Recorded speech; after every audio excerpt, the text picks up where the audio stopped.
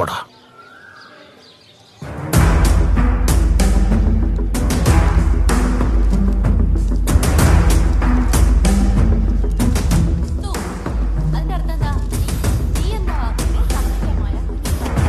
ചാക്കോ, ഇനി നിങ്ങൾ എന്ന പദത്തെ സൂചിപ്പിക്കാൻ നമ്മൾ തും ഉപയോഗിക്കുന്നു. താങ്കൾക്ക് തുല്യമായിട്ടുള്ള ചാക്കോ, ചാക്കോ, തു, തും, ആ. ഇത് മൂന്നും വ്യത്യാസം പഠിച്ചല്ലോ. നമ്മൾ എവിടെ പോയി കിടക്കുമായിരുന്നു? പോയി എല്ലാരും വിളിക്ക്. Urgent meeting. Urgent meeting. Okay sir.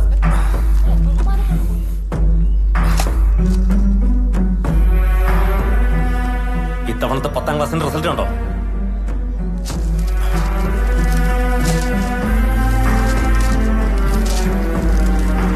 ഇത് കണ്ടോ? ആ നാറി സുന്ദരൻ പണിക്കരുടെ എക്സലൻസിനെ 19 ഫസ്റ്റ് ക്ലാസ്, 16 ഡിസ്റ്റിങ്ഷൻ. നമുക്കോ 6 ഫസ്റ്റ് ക്ലാസ്, 0 ഡിസ്റ്റിങ്ഷൻ. പിന്നെ തോറ്റവരുടെ എണ്ണം പറയേ വേണ്ട.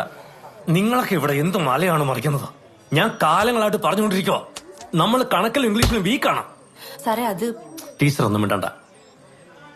ഹിന്ദി നമ്മൾ ബെസ്റ്റാണ്. ഹിന്ദിയിൽ മാത്രമേ ഉള്ളൂ ബെസ്റ്റ്. ബാക്കി എല്ലാ വിഷയങ്ങളിലും നമ്മൾ പതിവ് പോലെ മുട്ടയിട്ടു.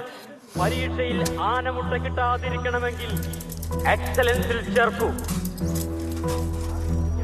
ആ കാബർക്കി സുന്ദരന് എന്നെ താറടിക്കാൻ ഒരു അവസരം കൊടുത്തപ്പോ നിങ്ങളെല്ലാവർക്കും തൃപ്തിയായല്ലേ? ഞാൻ എത്ര കളി പറയുന്നത് സാറേ, ഈ വെറ്റാളേക്കൊന്ന് മാറ്റി പിടിക്കാൻ. സാറിന്റെ നല്ല മനസ്സതിന് സമ്മതിക്കില്ല. അത് തന്നെ എക്സലൻസിനെ ഇപ്രാവശ്യം കഴിഞ്ഞ തവണത്തെക്കാൾ 20% കൂടുതൽ. 20. അത് മറക്കണ്ട. നിങ്ങളെല്ലാവരും കൂടി എന്നെ കുത്തുപാളെടുപ്പിക്കരുത്.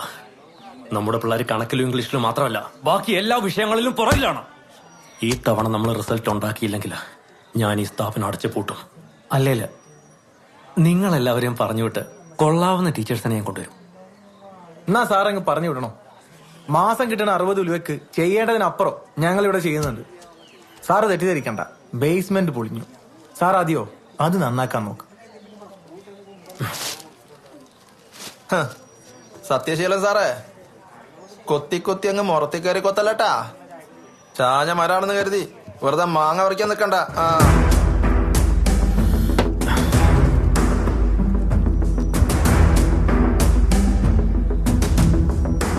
എനിക്കറിയാം എന്താ ചെയ്യേണ്ടെന്ന്. പ്രിയപ്പെട്ട നാട്ടുകാരെ, ഇത് വെറും ഒരു പരസ്യവാചകമല്ല. ഈ വർഷത്തെ SSLC റിസൾട്ടിൽ എക്സലൻസ് ട്യൂട്ടോറിയൽ അഭിമാനകരമായ നേട്ടം കൈവരിച്ചിരിക്കുന്നു. ഒട്ടിക്കട, എല്ലാ സ്ഥലത്തും ഒട്ടിക്കും. ഈ നാട്ടില് ഒറ്റ ട്യൂട്ടോറിയൽ മതി. സാറേ, അരിശ്രീ ഗോപി വരച്ചല്ലേ, പിന്നെന്തിനാ അവരിത്ര ആർഭാദം ആ കാണാൻ? SSLC റിസൾട്ട് വന്ന ദിവസം നീ അവന്റെ മോന്തല്ലേ പകയെടുത്ത പാമ്പിനെ പോലെ ആയിരുന്നു. ആ ട്യൂട്ടോറിയൽ നമുക്ക് പൊട്ടിക്കണം. പൊട്ടിക്കാൻ പറ്റും. പൊട്ടിക്കേ. ആഹാ, ഒട്ടിപ്പാളിസായ ടീമൊക്കെ എത്തിയല്ലോ. അയ്യോ, നോട്ടീസുമായിട്ടാണല്ലോ വരവ്. ഒട്ടിപ്പാളിസായ ഒരു നോട്ടീസ് ഒട്ടിച്ചിട്ട് എന്താ കാര്യം? മൈക്കിട്ട് വിളിച്ചു പോയിട്ട് എന്താ കാര്യം? ഒട്ടിക്കടാ, ഒട്ടിക്കേ. നോക്ക് നിൽക്കാതെ അവന്റെ നെഞ്ചത്തൊട്ടിക്കണം. അതന്നെ നിന്റെ മുട്ടത്താപ്പേ അങ്ങ് ഹരിശ്രീയുടെ കഴക്കോല് മതി. പണിക്കരടുത്ത് വേണ്ട കേട്ടോ, പണിക്കരടുത്ത് വേണ്ട. പണിക്കരെ എണ്ണിക്കോ, ഇനി 2 മാസം നിന്റെ എക്സലൻസ് ട്യൂട്ടോറിയൽ പൂട്ടി അവിടെ കുഴികുത്തി വാട വെച്ചില്ലെങ്കിൽ എന്റെ പേര് നിന്റെ പട്ടിക്കിടണം. പോടാ പോടാ, പട്ടിക്കൊരു പുതിയ പേര് കണ്ടുപിടിച്ചോ. വരികടാ, വിജയിച്ചവർക്ക് എന്തിനാടാ നോട്ടീസ്? വരികടാ, ഒന്ന് പോടാ പോടാ പോടാ. ഒട്ടിക്കടാ.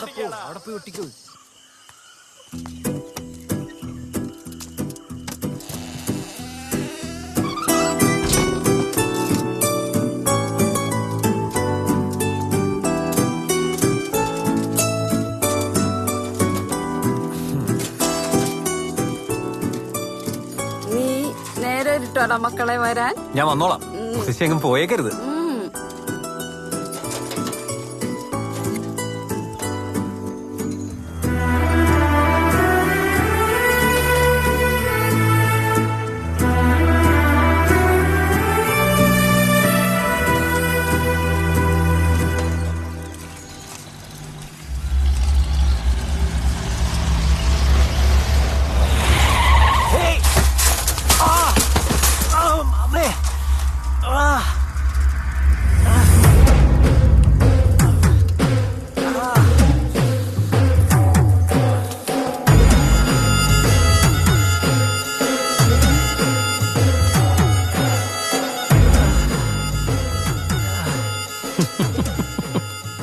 അയ്യോ എല്ലാം പോയല്ലോടാ മോനെ. ഒക്കെ ആശാൻ വരുത്തരാം. അവന്റെ പഴഞ്ചോറും ചമ്മന്തിയും സാമ്പാറും ഒക്കെ അതെ എല്ലാം ആശാൻ പാക്ക് ചെയ്ത് വെച്ചിട്ടുണ്ട്. ഇനി ധൈര്യമായിട്ട് കൊണ്ടുപോയി കളിച്ച.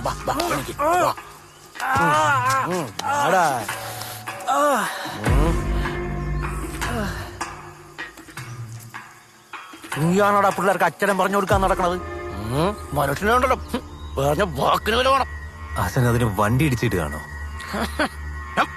ഇടിച്ചിട്ട് പണ്ടം പരിപ്പും കിടക്കലോടാ ഞാൻ ഇങ്ങോട്ട് വന്നത്. 5 മാസം കഴിഞ്ഞല്ലോടാ ശശി നീ എന്റെ പലിശ വന്നിട്ട്. എന്റെ കൂടും കുടുക്കൊക്കെ വീട്ടിൽ നിന്ന് പൊടി എറിഞ്ഞിട്ടും അന്തിക്കിടപ്പ് കൊടുക്കാൻ പോടാ ഞാൻ. എനിക്കിത്തിരി സാവകാശം തന്നെ പരമാശനെ. കുട്ടികളുടെ ഫീസ് ഒരു 100 രൂപ കിട്ടാനുണ്ട്. ഞാൻ ഉടനെ അവിടെ കൊണ്ടെത്തിക്കാം. 100 കുണുവയാ എന്റെ പലിശ പോണതിൽ തൊയ്യോടാ നാറിയത്. നിങ്ങളത് മുതലിലോ പലിശയിലോ എവിടെയാന്ന് വെച്ചാൽ അത് പഠിപ്പിക്കോ. 1-2 മാസത്തിനുള്ളിൽ ഞാൻ മുഴുവൻ ബാധ്യതയും തീർത്തോളാം. ഞാൻ അന്നേ നിന്നോട് പറഞ്ഞതാ 2 മാസം. അതിനിടയിൽ നീ എന്റെ മുതലും പലിശയും തിരിച്ചു തരാമെന്ന് വാക്ക് പറഞ്ഞില്ലടാ. വാക്ക് തെറ്റിച്ച പരമുന്റെ തനിക്കോണം നീ അറിയും. അറിയാലോ?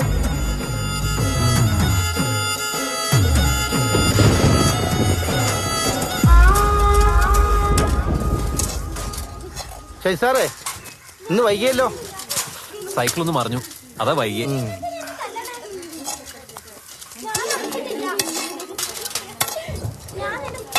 ആ മതി മതി മതി. ഇന്നത്തെ ഇമ്പോസിഷൻ എടുത്തേ.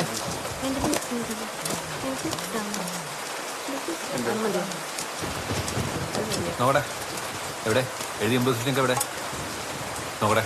കുമാരിച്ചി പാത്രം ഒന്ന് കഴുകിത്തരാമോ? മൊത്തം ചെളിയായി അതുകൊണ്ട്. നോക്കട്ടെ എല്ലാവരും എഴുതി നോക്കട്ടെ. ഓ മഴ തുടങ്ങിയല്ലോ സാറേ. ആ ചേട്ടാ, ഓ ഞാനൊരു കാര്യം പറയാൻ ഇരിക്കായിരുന്നു. എന്താ സാർ? എനിക്കൊരു 10 രൂപ മുൻകൂർ തരാമോ?